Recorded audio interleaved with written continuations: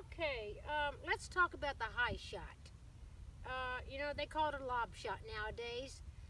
When I played the tour, the most lofted club we had in our bag was our sand iron, which had 55 or 56 degrees of loft. Now they're coming out with clubs that have 60, 64 degrees of loft, which really helps you hit the ball higher, it stops sooner. And that's called the lob shot. Very similar to the bunker shot in a lot of ways.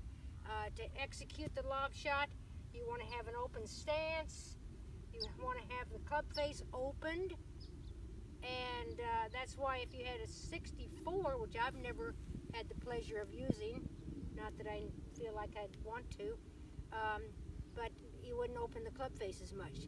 But with my 58 degree, I can do a lot of things just by opening the club face. And the speed of my swing and the length of my swing is going to influence how far the ball goes and how high the ball goes. I see a lob shot as a very smooth, long stroke, but it doesn't have a lot of speed. There's not a lot of hands involved when you're hitting a lob shot. So here we are at the reserve, and we're in, you know, medium-sized rough.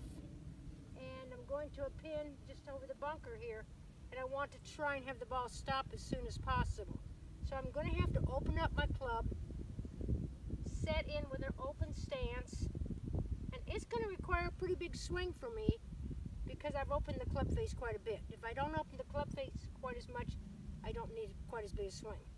So let's give this a go. Open stance, open club face, pretty big swing, taking the club on my toe line. Understand, I'm not swinging down my target line, I'm swinging on my toe line, which means I'm cutting across the ball. So let's put this shot.